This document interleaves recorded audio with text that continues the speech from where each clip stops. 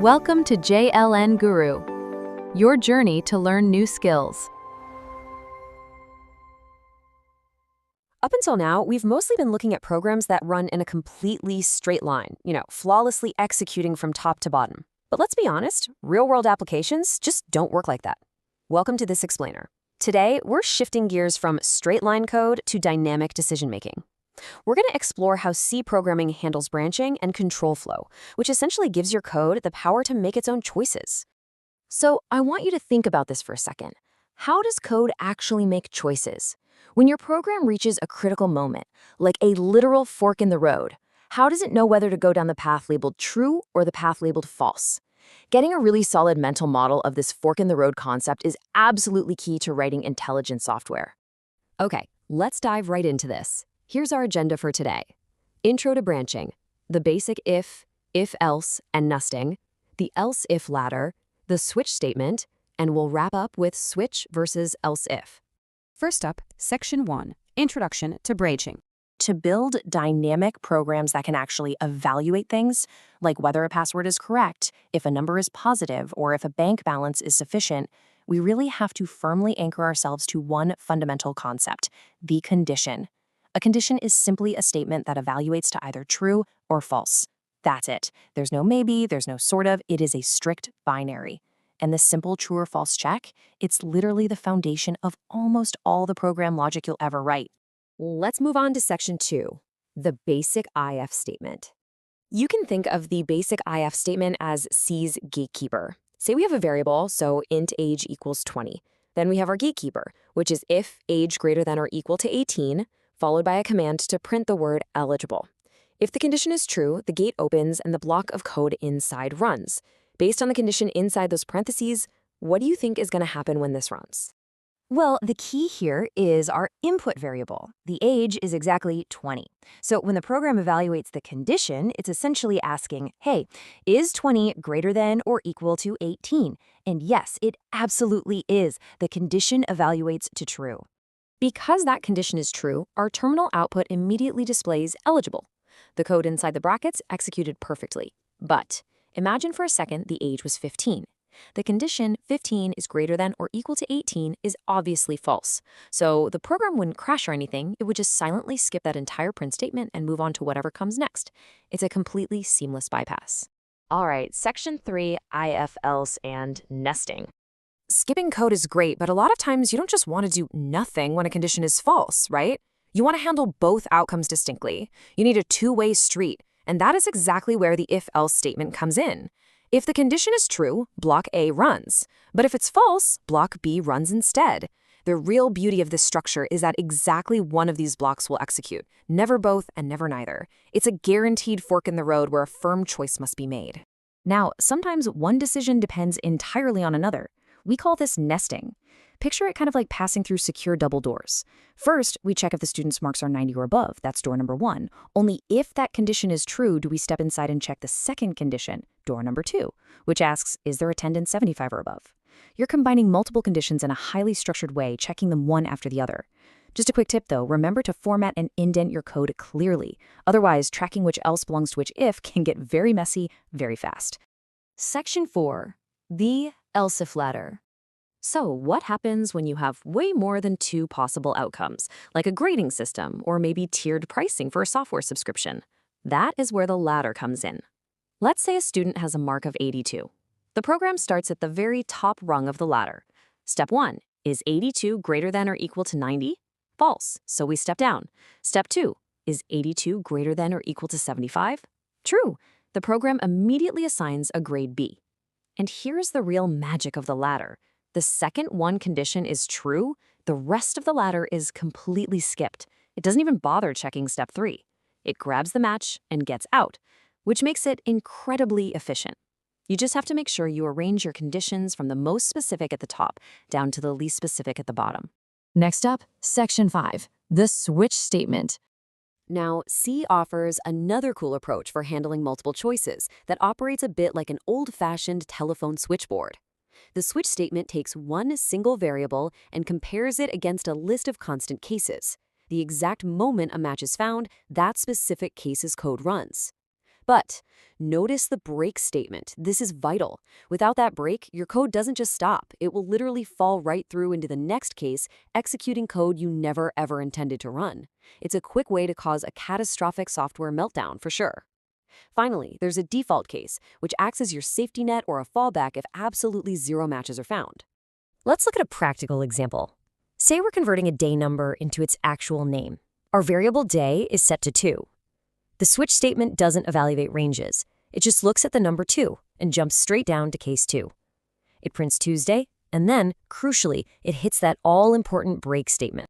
So the output is simply Tuesday.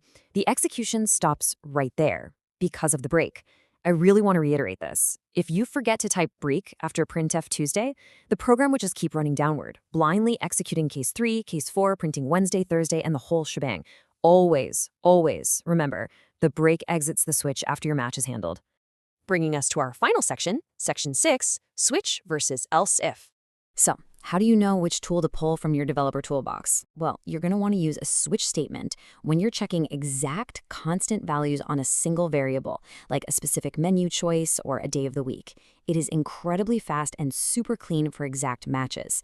On the other hand, you absolutely need the else if ladder when you're dealing with range checks, like our grades being greater than or equal to 75, or when your conditions are complex and involve multiple different variables all at once. Basically, else if gives you total flexibility, while switch gives you streamlined speed for exact matches. Knowing which tool fits the job is what turns a beginner into a pro, keeping your code both clean and efficient. Thank you so much for joining me for this explainer on C control flow. I'll leave you with this final, slightly philosophical question to chew on. When you go about your everyone, and welcome to today's explainer. I'm so glad you could join me. Today, we're taking a massive step forward in our programming journey. We are going to explore C control structures. You can think of these as the traffic directors of your code. Specifically, we'll be unpacking ternary operators, the goto statement, and loops.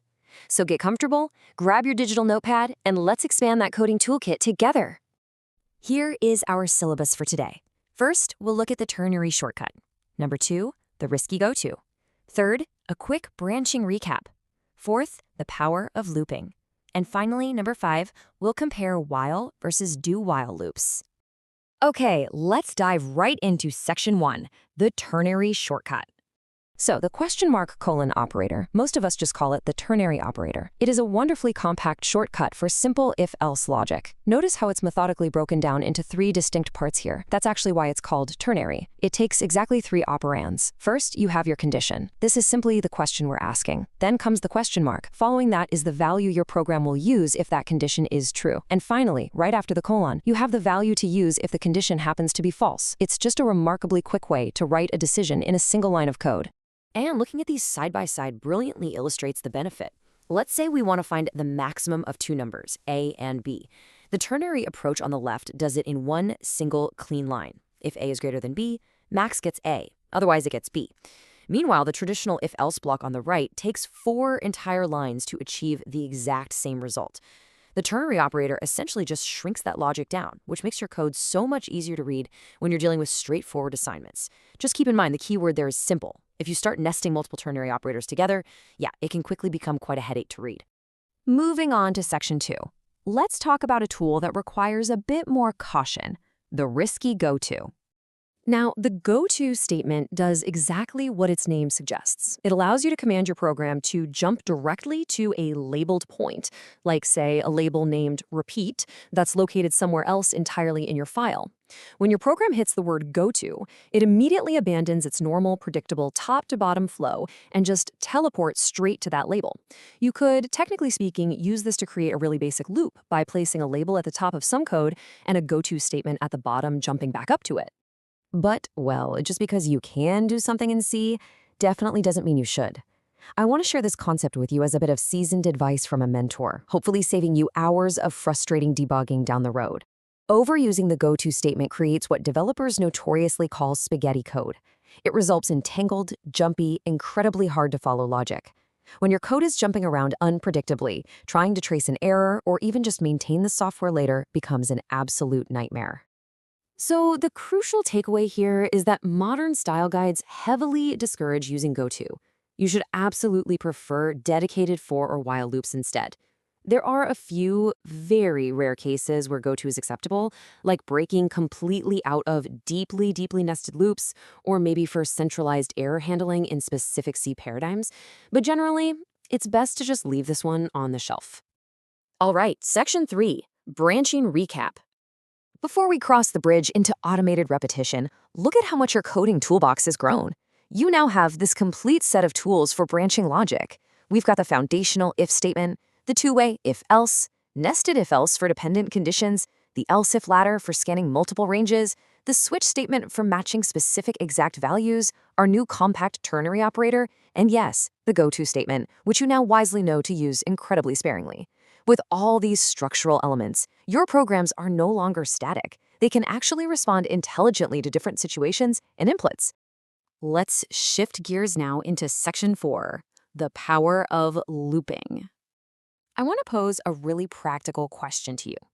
Imagine you need to print the numbers 1 through 100 to the screen, or maybe you need to read user input over and over again until they finally type the word stop. How do you do that without manually typing out 100 distinct printf statements? Doing that by hand? It'd be tedious, highly prone to errors, and frankly, a complete waste of your valuable time. This is exactly the kind of manual effort that loops are designed to save you from. To solve that repetition problem, C provides us with 3 main engines: the while loop, the do while loop, and the for loop. They all essentially do the same broad thing, allowing you to repeat a block of code multiple times without rewriting it, but they each have their own specific nuances and perfect use cases. Today, we're going to start by thoroughly examining the while loop. Which brings us right into section 5, while versus do while. Let's walk through the exact step-by-step nature of a standard while loop. Step 1 is the most critical. The loop checks its condition first. It acts almost like a bouncer at a door. Before it runs the loop body even a single time, it evaluates if the condition is true. If it is true, step 2 happens. The loop body executes. Then, in step 3, the program jumps back up to the top to recheck that condition. Because of this workflow, we call it an entry-controlled loop. And keep in mind, because it checks first, the body might actually never execute at all if the starting condition is inherently false. Here is that exact concept in action. We are counting from 1 to 5. We start by initializing an integer I to 1. The while loop checks, is I less than or equal to 5? Yes, 1 is less than 5. So it enters the block, prints the 1, and then hits this absolutely vital piece of code, I++. This increments I by 1, making it 2. It loops back, checks again, and prints 2, 3, 4, 5. Once I becomes 6, the condition fails and the loop safely stops. Now, I have to firmly warn you here, if you ever forget that I++ increment step, I is going to stay 1 forever. The condition will never become false and you will trap your program in an infinite loop. So always remember your increment step. Now, what's really fascinating about the do while loop is how it flips that previous order entirely. Step 1 executes the loop body first. In a do while loop, the code block runs before any questions are asked. Then, in step 2, it checks the condition afterward. If it's true, it repeats. Because the condition is evaluated at the very end, this is known as an exit-controlled loop. Watch this carefully, because this comparison really highlights the key difference. A standard while loop checks first, but a do while loop guarantees at least one execution. Imagine you write a do while loop, but you start your integer I at 10 with a condition to repeat only while I is less than 5. In a normal while loop, nothing would happen. But in a do while loop, it'll execute that body, print the number 10, and then realize the condition is false and stop. This makes do while absolutely perfect for things like interactive menu systems, where you always want to display the menu to the user at least once before asking if they want to exit. Well, we have covered some immense ground today in this explainer. You now possess the ternary operator for concise assignments, you completely understand the dangers of goto, and you have a firm grip on the entry-controlled while loop and the exit-controlled do while loop. You literally have the foundational tools to make your code decide and the tools to make it repeat. Your coding toolkit is beautifully organized and ready to go. So the only question left is, what will your code build next? I highly encourage you to open up your text editor right now and practice these concepts. Until next time, happy coding. Welcome to this explainer on mastering control structures and loops in C. You know, if you've ever felt stuck just blindly memorizing lines of code, Exploring how a program's flow actually works is genuinely fascinating. Today, we're going to look under the hood together to see exactly how these programs think and how they repeat commands so efficiently. Let's get right into it. So here's our roadmap for today. 1. Anatomy of a for loop. 2. Advanced looping and nesting. 3. Choosing the right loop. 4. Controlling the loop flow. And 5. Avoiding common looping mistakes. All right, starting off with Section 1. Anatomy of a for loop. The ultimate solution to manual repetition. Okay, let's dive into this. What's really fascinating about the for loop is how elegantly it solves a massive headache for developers. Basically, if you know exactly how many times you want to repeat an action, this compact little loop packs everything you need, the initialization, the condition, and the increment requirements all into a single, highly efficient line of code. It keeps your logic incredibly organized, right at the very top of the loop structure. It really helps to think of this step-by-step execution a bit like driving a car. Step 1 is your initialization. This happens just once at the very start, kind of like turning the key in the ignition. It sets up your counter variable. Step 2 is the condition. Now this is checked before every single pass through the loop body, basically acting as your steering wheel to make sure you're still on the right path and allowed to keep going. And finally, step 3 is the increment. Think of this as the gas pedal.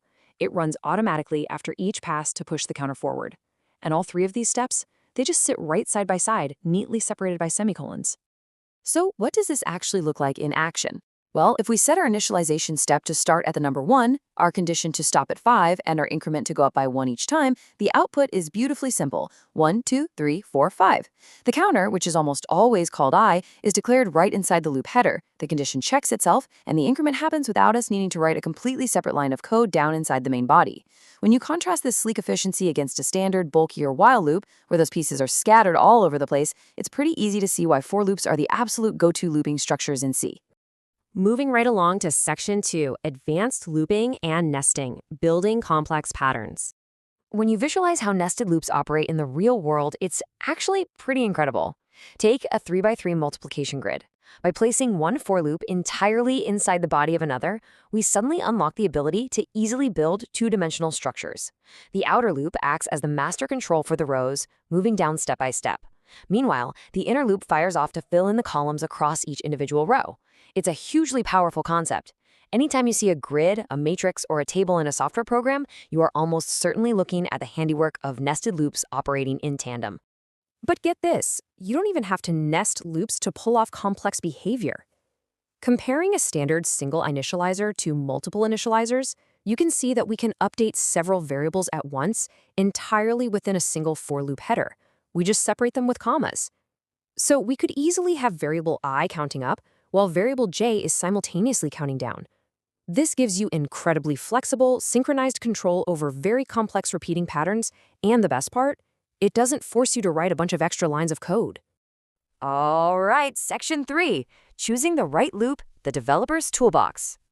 This decision matrix perfectly illustrates how to pick the exact right tool for the job. First up, the while loop. You're going to want to use this when you don't know exactly how many times you'll need to iterate, but you definitely want to check a condition before you even start that first run. Second, the do while loop. This is your go-to when the code block absolutely must run at least once, no matter what, like displaying a user menu before asking for their input. And third, the for loop. As we've just seen, grab this tool when you know your exact iteration count in advance. You see, picking the right loop isn't just about making the code compile. It's what makes the code correct, intuitive, and much easier for other developers to read. Let's shift gears a bit. Section 4, Controlling the Loop Flow, Breaking the Rules. These unconditional control statements, they act quite literally as the cheat codes of programming. They empower us to interrupt standard loop structures immediately, without sitting around waiting for a condition to organically become false. We have break, which acts as an emergency stop, exiting the loop entirely. We have continue, which acts like a fast-forward button, skipping the rest of the current iteration. And then we have goto, which literally forces an immediate jump to a specific labeled point in the code. Let's take a closer look and see exactly how break and continue differ in practice. Understanding this direct contrast is absolutely crucial. Look at break. It halts execution completely cold. Imagine searching through a massive database of 1,000 items just to find the number 5. Once you find it, there is absolutely zero reason to check the other 995 items, right? You just break out of the loop entirely to save time and memory. Now compare that directly to continue. Continue just skips the current cycle and jumps immediately to the next one. This is absolutely perfect for filtering data. Say you only want to print odd numbers. Well, you tell the loop to continue, or skip ahead, anytime it encounters an even number. The loop keeps running, it just bypasses the heavy lifting for that specific iteration. Let's see how these interact on a timeline if we combine them into a single program. Imagine a loop counting from 1 to 20, where we want to skip multiples of 3, but we also want to stop entirely if we reach 15. As we run through the timeline, iterations like 3 and 12 trigger the continue statement. They flash by and are skipped seamlessly. But then we hit iteration 15. The really vital takeaway here is that the order of the code matters immensely. If our break check for 15 comes before the multiple of 3 check in the code, the loop halts entirely right there at 15. The continue check never even gets the chance to realize 15 is a multiple of 3 because break has already slammed on the brakes. Logic order is everything. Finally, Section 5, Avoiding Common Looping Mistakes, the Survival Guide. As it turns out, there's a pretty standard safety checklist for 3 major pitfalls you're gonna want to avoid. First is the dreaded infinite loop. Now, please don't let this intimidate you. It usually happens simply because the increment step was forgotten. The loop runs forever because the counter literally never changes. Second is the off by 1 error. This happens when the condition is just slightly wrong, like using less than or equal to instead of just less than, which causes the loop to run 1 extra or 1 fewer time than you actually intended. And finally, unwanted fall through. If you use a switch statement and forget to include that break keyword we just learned about, the code will accidentally cascade right down into the next case. Keeping an eye on these 3 simple things avoids the vast majority of frustrating beginner bugs. And just like that, we've reached the end of this explainer. You now have a masterful grasp on how to make C programs think, navigate complex conditions, and efficiently repeat commands using loops and control structures.